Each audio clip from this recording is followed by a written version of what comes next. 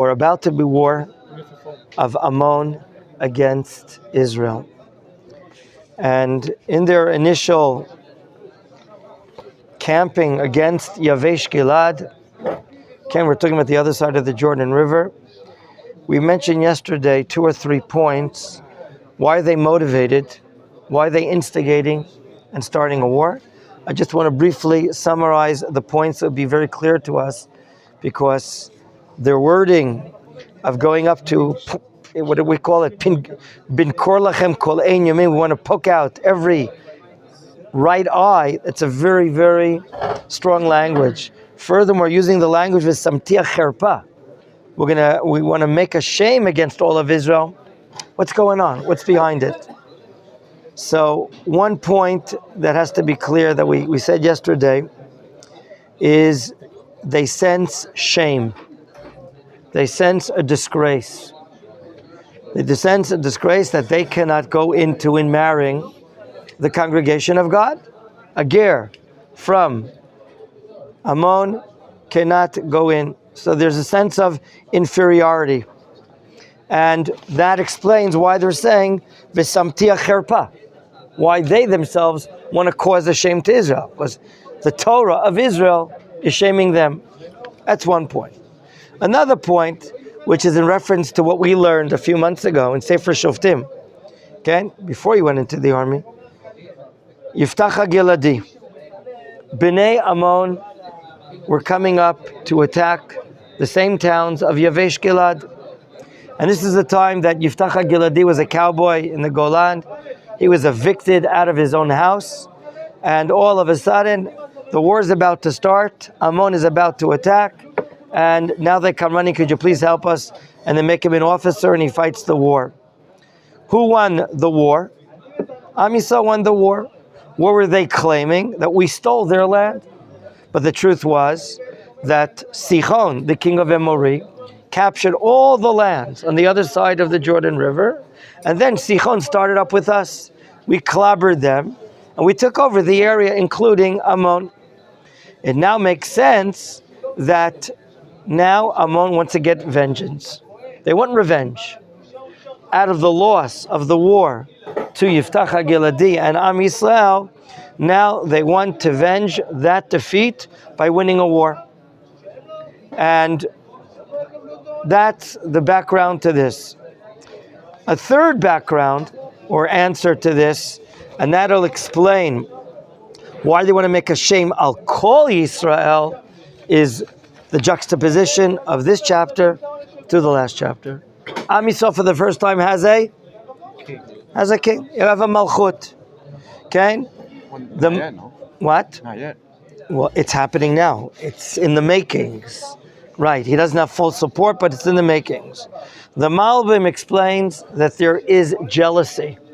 The fact that there is a Malchut Yisrael, there's jealousy, and they want to be provocative, and go and fight Israel. So why? The question is asked, why are they choosing Yavesh Gilad of all people?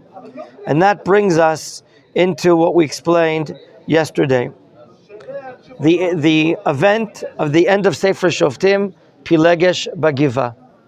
The tremendous atrocity that happened there, that led to a civil war with tens and tens of thousands of Jewish people being killed. And then we had a tremendous Bushan v'cherpa. Not only thousands are killed, but right now Binyamin, Shevet Binyamin is Mukta. Mukta mechamat miyus, for all the terrible atrocities that happened in that town. Why they're vomited out by the Jewish people. They're not accepted. There is now an oath that no one is allowed to marry into the families of Binyamin. Who did not come rallying to that war? Who did not join that war? The Jews in Anshe Yavesh Gilad. We know that they did not join that war. And not only that, but they allowed the civil war between the Jews in the time of Pilegesh Begiva. And Why didn't they join? Because they didn't join in. They're not interested in this unity of the Jewish people, perhaps. Now, their women married men in Binyamin. They never did the hashva. They didn't. Now, what's happening? Oh, Jevesh Gilad, they weren't from the tribe of Benjamin? The men of Yaveh, the tribe of Menachem there, did not join the civil war. They didn't come to the call of this is the disgrace of what just happened right now in the city of Givah. So what do we have? The people in the tribe of Yavesh Gilad, the women there, are married to the men of Binyamin. So by poking an attack right now on Anshe Yavesh Gilad, they're really hitting the tribe of Binyamin. Why the interest in the tribe of Binyamin? Because the new Malchut of Shaul is from the tribe of Binyamin. Now, since they said, the attackers, we want to cause a shame to all of Israel, V'samtiach kerpal kol Yisrael. Now we understand the Havamina of the troops of Yavesh Gilad. Give us 7 days. We're going to call representatives from all the tribes, and then let's see. You want to fight a war? Fight a war. Let's see if you can really overcome all of Israel. Whereas another meaning we said, poking out, kol ein yamin, the right eye of the Jewish people is the Torah. According to the first meaning, the Radak brought that this is a shame. They sense a shame, a disgrace that they can't marry in, their converts cannot marry into the families of Kohen Levi Yisrael, then they're going up to disgrace the Torah. We're going to poke out your right eye. The right eye stands for the Torah of the Jewish people. Yes. However, when the story of Boaz and Ruth, it says it's not Ammon and Moab, but it's Ammoni and Moavi. They can marry, a Ger can marry. The Ger of Ammon and Moab may not marry the regular families of the daughters of Kohanim, Levi, and Yisrael. A Gioret from Ammon Moab can marry an Israelite. A Gioret from Ammon and Moab can marry a Levi. Right. You said I said the men of Ammon and Moab that do Gior, Lo Yavo Ammoni Umoavi Bekal Hashem, meaning that after they do Gior, they cannot marry into the congregation of God or the families of the Kohanim, Levim, and Yisraelim. Can they marry a mamzer? Yes, absolutely. And they can convert to Judaism. They can convert to Judaism, yes, absolutely. But they can't enter. They cannot, in marriage, Right. the men that converted cannot marry the regular daughters of the Kohanim, Leviim, and Yisraelim. But marry Mamzerim and Gio. Yes, they're Jewish. We're talking about the Jews. Tov, we saw what's happening here. There's a call for help to the other side of the Jordan to Givat Shaul. And here we see that the war is about to start. And what does Shaul do?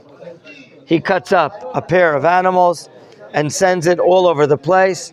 He's full of the Ruach of Hashem. He's full of the Spirit of God. And he's trying to enlist power, but by force. Count power, but by force. By the way, the strategy of taking two animals and cutting them up, what is he trying to do? What does he see that's happening in the nation now that he goes ahead and does such an act? Why is he, what is he trying to do? What are you saying, David? Oh, he's trying to show a nation. I learned it, so I don't know if you want to answer. Spit it out. Who told you to learn the right way? He's trying to show what happens if the nation is not united. Not united, that's one answer. What does he see that's happening in the nation right now? Not united, we are... Dead. What? Divided. Not united, divided, the same thing, two different words? They're dead. What? He doesn't have enough support. There's a weakness, there's an obvious weakness. So he thinks right now that if I do something so drastic, taking two animals, cutting them up, sending them out, oh, it's going to awaken what's going on here. It's going to awaken, and now everyone is threatened. And now everything is threatened. So Shaul himself, who was acting like a farmer until now, he's not really in the position of acting as a king. Here we see Hashem gives him right away, in front of his new administration, whatever administration he has, a big test. Right now, our brothers on the other side of the Jordan are endangered. What do? You said the nation's not united, then they're divided. You said the nation is weakened. I have to do something, wow, a za'azua. I have to do something bizarre, something weird, strange, to waken them up. My dear friends, this is the first time in our Tanakh, in the history of the Jewish people, that the people are called to or demanded to what we call giyus chova, a mandatory enlistment. If you don't come, finito de la comedia, right? Is he taking an example from the guy from Israel? We never saw that. No, we don't. What? Parts of all parts of Israel. Exactly. That's Pilagish Begiva. Yeah, It's a he's little taking an example from reminiscent of that. Absolutely. We'll show maybe at the end of the show today, if we have time, several parallels and differences between this incident and the other incident. But right now, this is the first Giyus Chova, where that if you don't come, there's a punishment. That's what he says. See the words? Let's just read it again. Pasuk Zayin. Vaikach tzemed bakar. Takes a pair of bakar. Vayinatchehu. Cuts it up into pieces. Vayishalach bechol gvul Yisrael. He sends it to every place. Biyad malachim, through the agents. These are the post office agents saying, Asher einenu yotzei acharei Shaul ve'achar Shmuel ko yasilif karo. Two questions. What does he mean? Does he mean it? He's going to do this to their bakar if you don't come up and show in the army? And why does he mention Achar Shmuel here? What does he mean? So he's leaving here. He's basically saying we have two leaders involved in this upcoming war. The king and the prophet of the generation. If you want to, come and support me. And come out and join the war. But if you don't want that, at least come following Shmuel HaNavi. Okay? I want you to support Shmuel if you're not going to support me. But what we have here is something unique, is that the simple pshat is that Shmuel is joining the war. On what dimension? On a spiritual dimension, giving him a pep talk. This is what the Tanakh doesn't share with us, but it's clear that he has his agreement to join the war. And if you don't come, you're a farmer, what's going to happen to your cattle? You're going to lose the value of a cattle. Now, we're talking about a financial steep fine, are we not? When you weighed that cow the other day, how much did it weigh? So that's a small cow, you should know that. They can, yeah, I have 700-800 kilos bikalut cows, yeah. 700-800 kilos. 700-800. Yeah, the steer, sure. 800 kilos. Almost a ton. Oh. You have a lot of stakes, right? In any event, you know what the financial loss means? So here is a deep threat on the people. What does the Tanakh share with us that's happening? Pasuk, in the middle of the Pasuk, Vayipol pachad Hashem ala am vayitzu ki'ish echad. Well, did Shaul succeed in arousing the people? It's clear. It's clear that we've reached now a level of unity, of coming to defend the Jewish people, to defend our brothers on the other side of the river. And Shaul found a way. He found a method how to arouse the unity, the gust of the nation that we have to come to do it. However, it's out of pachad. It's out of fear, out of yirah, which we said yesterday, David, when he would be working in order to unite the nation, they would come out of love, out of understanding the value that we have to defend our own Jewish people, but not to be threatened. Not to be threatened. So here it is, Pachad Ha'am. But notice, I'm sorry, it's not the fear of the king. It says, Vayifol Pachad Hashem. Pachad Hashem. Why does it say Pachad Hashem, gentlemen?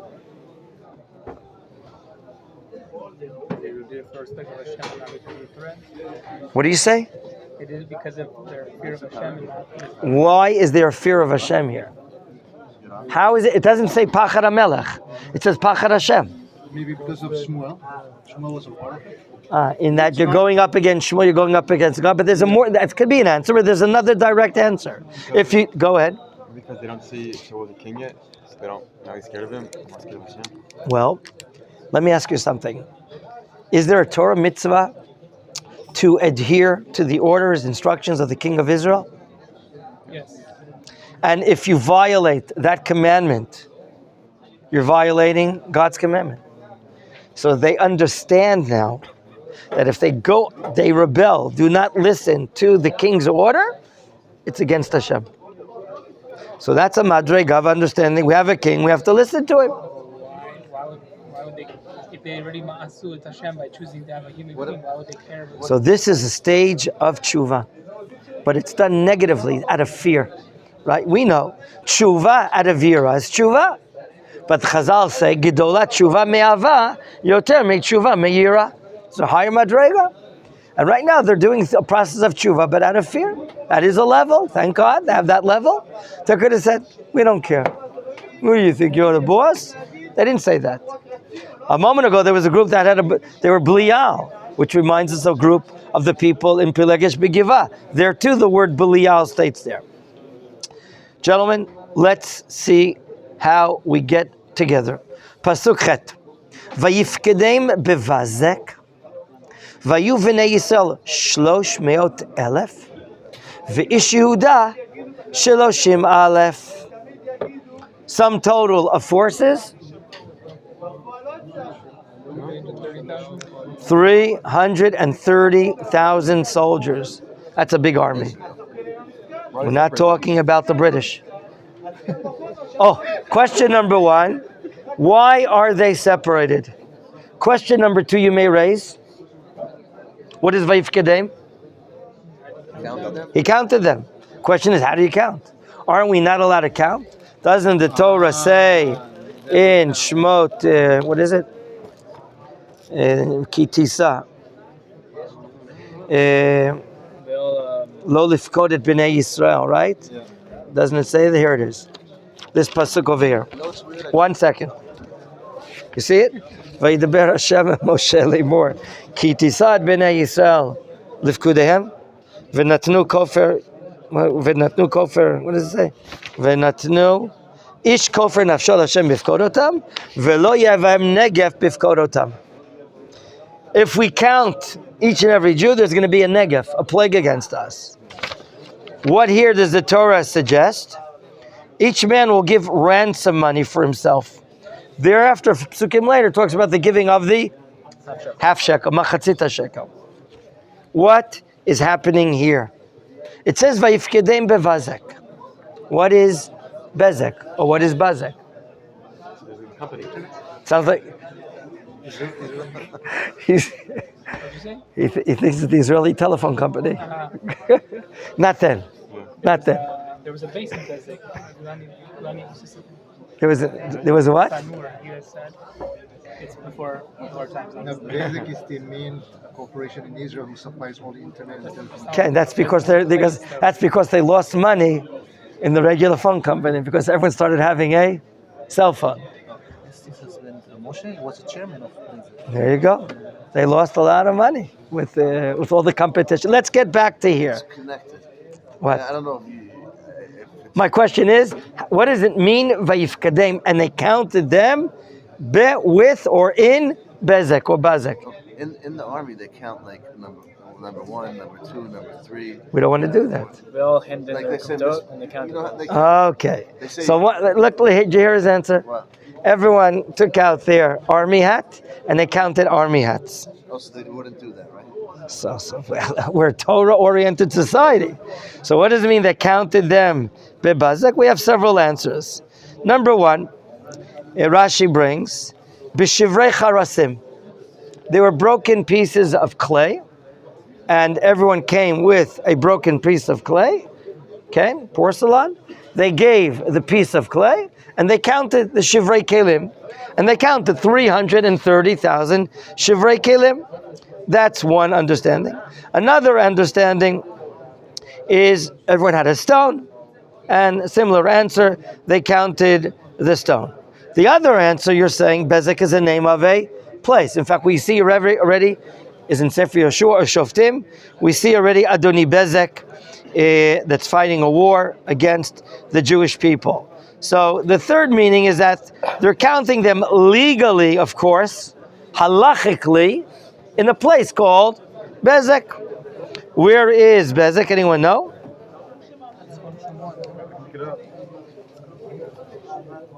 1 second. I thought I saw an area. So I don't see it now. I don't see. I thought I saw it yesterday, but for whatever reason, irrelevant. Now, the counting is done properly. Dor asks, why count Yehuda separately? Why? Yehuda is maybe the most prominent tribe, the most elite tribe, leadership, warriors, and therefore, because of their virtue, they are counted separately. That's here. The Abarbanel brings this idea. We see it later on in the war against Amalek. We see that the counting of Yehuda is separate, and they're 10% of the entire army. Are they not? They're 30,000, right? So they're. Or could it be Yes. they were, like from way before in the Moshe's time, they were, what if to be one of the king? Not to be one, to be the king. Yeah, and Okay. now that they're not the king now, they're not the tribe who's going to lead Israel. Maybe they are giving kind of respect to them. Yeah, no doubt. That's what we're saying. They're virtuous, they're special, and therefore they're counted separately. Let's now go on. Bivakasha. Pasuk Tet. Vayamlu lamalachim habayim. They send messengers up ahead to cross the Jordan and get to the town of Yavesh Gilad. Kotomrun leish Yavesh Gilad, tell their commander, Machar, tomorrow, we're going to arrive tomorrow. Apparently they send the runners over, the people that are fast, Olim Chadashim from India or something like that. Machar tiyelachem tshu'ah, when? Bechom Hashemesh. When is Chom Hashemesh, gentlemen? Midday. The hottest part of the day. Okay? That's what they're announcing. Vayavo Malachim, they arrive. Vayagidu l'anshei Yavesh, and the reaction now is Vayismachu. Vayismachu. They're very happy. Now, why is it important to send these messengers over? Let's say there was a 7-day truce period. The Ammonim are not going to be attacking these 7 days. What does it mean for the people of Yavesh Gilad that they get this message? We're talking here, the Abarbanel says, prior to the end of 7 days. What's the matter? You can't. What do you have to send messengers right now? What does it mean for the people of Yavesh Gilad? To encourage her for war. To prepare them, to raise their morale, to encourage them. When you know that no one is going to be behind you and you're going to fight a war by yourself against Ammon, you're in trouble. So right now, if we send a message over, this will assuage them, this will calm them down, and they'll be able mentally to begin the war. Okay? Now, look please at now the following message. Pasuk Yud. Vayimru anshe Yavesh. To whom are they talking to? They're sending to the Ammonite kingdom.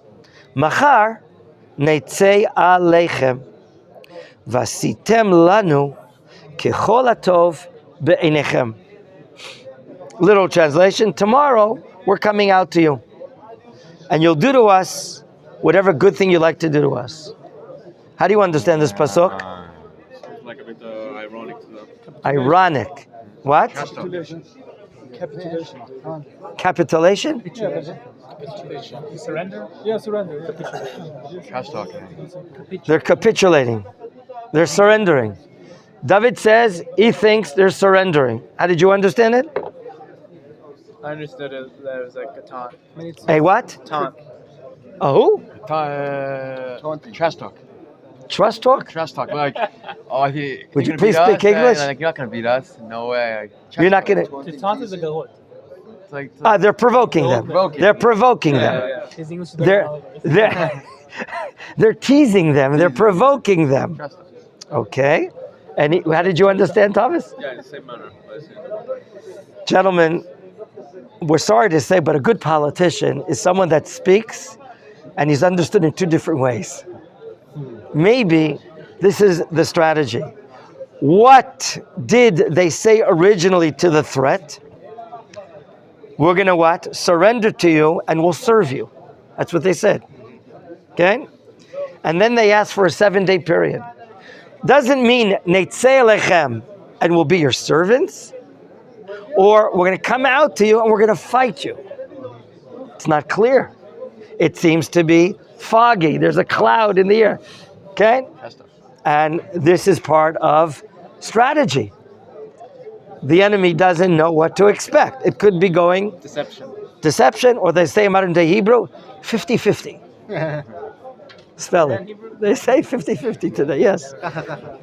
Pasuk Yud Aleph, Vahimi Mochorat. The days arrived. Okay? The days arrived after the strategy of their announcement, leaving a cloud in the air. Vayasem Shaul et ha'am, Shlosha Rashim. Vayavo v'toch ha'machaneh, b'ashmoret haboker, vayaku et Ammon ad chom hayom. Vayihi hanisharim vayafotzu, v'lo nisharu vam shnayim yachad. Shaul shines here with two or three major points of military strategy. Number one, when they arrive, it's nighttime. How do I know it's nighttime? Because the initial attack is Ashmoret HaBoker. Ashmoret HaBoker is nighttime. The last watch shift that the angels would be praising God that you learn in Masechet Brachot, the last 3 hours of the nighttime, right? The Shlish Acharon, very good. You saw that Gemara, or explaining the Mishnah in Perek Aleph, Mishnah Aleph. Meimatai. So that's the Ashmoret HaBoker, the last 3 hours of the night. That is when the attack is happening. Now, that's fantastic strategy, because what is the enemy expecting or not expecting? Military warfare doesn't happen at nighttime in those ages. No one has a Riyat Laila on their guns, and you can't see anything or do anything, and therefore no one's expecting. Everyone's sleeping except for a few Shomrim at the entrance. So, what? Mazin. The Mazin. So number one, night attack. Number two, what does Shaul do to his forces? He divides them into Shlosha Rashim. We're coming to invade them from 3 different directions. I assume they're coming from Yavesh Gilad, which is north. I can assume they're coming from the west, where the soldiers are traveling from. And maybe they're coming from the rear. I don't know, from the rear or from the south. But they're coming from 3 different areas. Now, what is that going to do to the enemy? Israel's coming. Yes, sure. What does it mean? Militarily, you're converging on your enemy from 3 different sides. And attack. It's going to cause confusion. It's going to cause havoc. What a balagan. And what is the enemy going to think? That your numbers are astronomical, right? You have so many numbers and so on and so forth. Something similar to what the Gidon strategy at night up in, who do you go up against? In the Menachem area, Dafka, right? The dust and all? What? Wait, with the dust? No, with the lapidim and the shofarot and breaking the clay. Okay, it sounds like a very similar type of warfare that Gidon did. We learned in Sefer Shoftim. I see Bezek is 17 kilometers south of Beit Shan. I did see it. Let's just ask why, because here a little geography we should learn. We're talking Yavesh Gilad is more or less the Menachem area. Okay. When this doesn't have the map. That doesn't have. It has the map, right? It has a map. It was against Midian. Thank you. That already infiltrated to Israel. Okay, I want to just show you. Thank you. Oh, really? Very nice. So this mountain range is called the Giladi mountain range. Opposite Shechem is a brook, a river that falls into the Jordan River called the Yabok River. That's where the first wrestling match happened in the Tanakh between Yaakov Avinu and Sarosh Elisav. Now, this area is the southern Giladi area, mostly populated by Reuven. There's a break in between the mountains where the Yabok water comes into, and this is the northern Giladi area, partial populated by Gad, and the other part, even the more northern part, next to opposite the Golan, is Menachem. We're assuming that Yavesh Gilad is the tribe of Menachem. Now, if you want to go and help them in the war, you travel inland in the Jordan Valley, right in the area of Beit Shan, right? One of the largest valley areas in Eretz Yisrael is from Haifa in the northern coast through the Afula Valley, all dry and flat, right into the Beit Shan Valley, and then you can cross the Jordan River. It's one of the big openings. It's one of the most important strategic areas of the country during Tanakhic times. If enemies wanted to attack us, they would try to make a buffer area, a trees, a division, and separate the tribes from the north, from the south, in that area.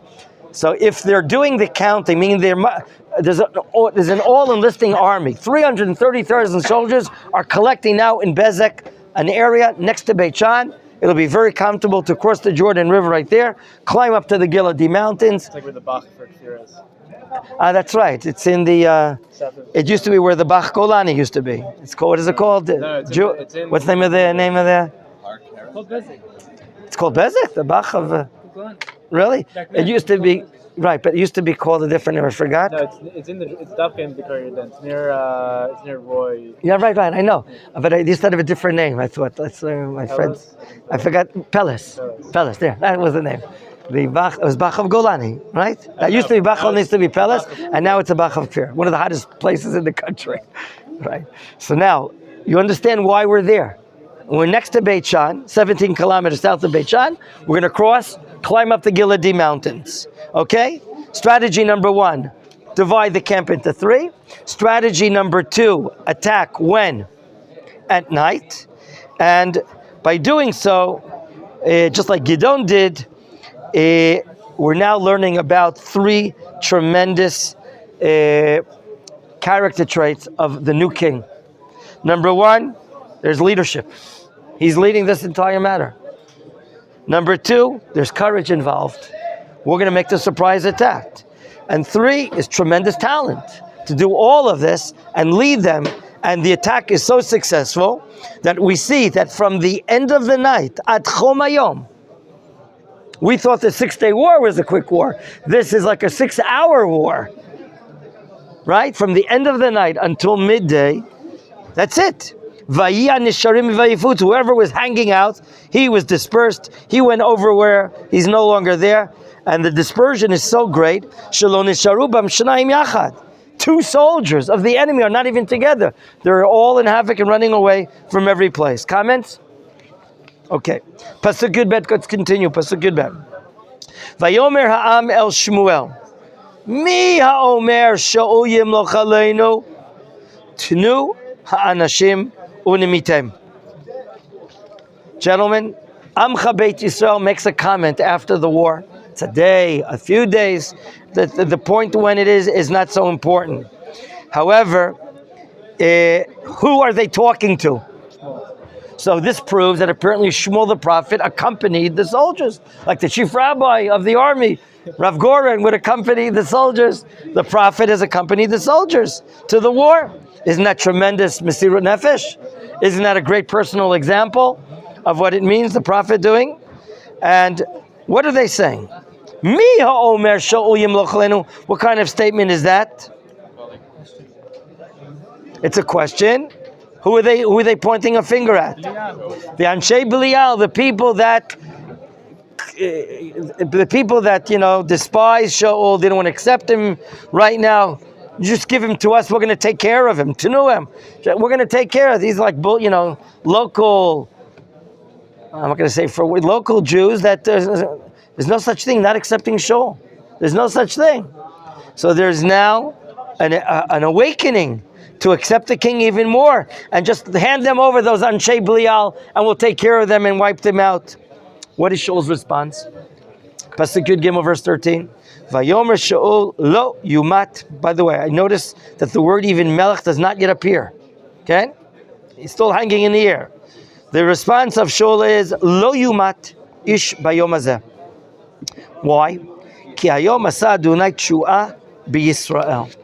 Here is another point of his leadership. And that is, today is a day for drinking Alachaim. Today is a day for celebrating, thanking Hashem. Today is not a date, let's close accounts with those guys here that didn't want to join us. So here, it's something that sometimes we see politically in our world today, then when there's a new voted in or appointed president or leader, there are times that he pardons people for their crimes. We want to start off with a new slate. Okay? You've seen that politically happen before. Someone that's newly elected, he gives a mechila, a pardoning to these or those. So too here. Shaul is giving a mechila. He's doing a mechila on his own kavod, right? He's not saying we have to right now act with din against these people. He's certainly acting with anava, but as a leadership. And right now, I don't want to kill anyone. What? If he wants to, by the way, as a king, what can he do? He can use extradite. He has special rights as a king. Rambam brings it from the Gemara in Sanhedrin. He can put to death. He can punish not according to the law of the Torah. In order to what? Instill fear in the nation. He has the right to. The Torah gives him the right to. But he doesn't want to do it. He doesn't want to mix the feeling of simcha today of the victory together with some sort of act of revenge. Okay? Pasuk Yudalid, as we're coming to the end of the parak. Vayomer Shmuel el Am. Shmuel interferes and says to the mainstream of people, Lechu, v'nelcha Gilgal, unchadesham hamelucha. The obvious question we should ask is what? Why is there a need to renew the kingdom of Israel? Didn't Shmuel himself anoint Shaul secretly? Right? Hamlacha number 1. Hamlacha number 2, in the town of what? Kiryat Yarim, where the Aron is. The nation witnessed the using of the lots, and then the Urim v'Tumim, and there he too was as if he was anointed publicly there. So why does Shmuel the prophet himself say that there's a need to renew the the kingdom? Question 1. Question 2. Why do it in the town of Gilgal? Where's Gilgal? In the Bikar Den. It's in the Jordan Valley. How Yeshua and Am Yisrael crossed over. Right after we crossed over the Jordan River, there, what's a galgal? A wheel. What was rolled away? What great event we did? Brit Milah. No, Brit Milah. We didn't do a Brit Milah for 40 years in the desert. Yes, there's a national museum set up there, no doubt. However, there's a Brit Milah, and therefore they call the place Gilgal, to roll away the cherpa. The word cherpa, the shame of the Jewish people. Because for Jewish people not to have a milah, circumcision, a Brit Milah, it is a shame. So why do it there? Why do the chidush of the melucha there? Huh? It's a new breed. Why do we need a new melucha? Why do we need a new melucha? People didn't agree before. Oh, so what you said before, you keep on saying this time after time, it's correct. Really, until the majority of the nation is not supporting Shaul in his kingdom, then maybe he doesn't have a din as a melech. In fact, Shmuel used the word Ya'atzor be'ami. He'll be a nagid, a leader, a director, a governor, but the word melech has yet to been used. And Shaul knows it. So until we don't have fuller support, reigning number 1 and reigning number 2 is really not effective. And therefore, we need to be mechadesh, the melucha, by having a majority of the nation there accepting it. And therefore, it has to be done there. Why though in Gilgal? Right now, all of you are a tour guide. Why do the chidush, the melucha of the entire nation participating in Gilgal? Think about to what is it close to? Yeah, it's near. Aleph, it's an area in proximity of the tribes on the west side and the tribes on the east side. Number 2, when is this happening? Right after the war. Where did the war take place? On the eastern side of the Jordan River. How many soldiers do we have? They're on the way back. Litfos tramp. Let's right now manipulate the fact that we were together fighting a war. We're coming back now onto the west side. Let's do it here and now. It'll be so convenient. We'll continue this point.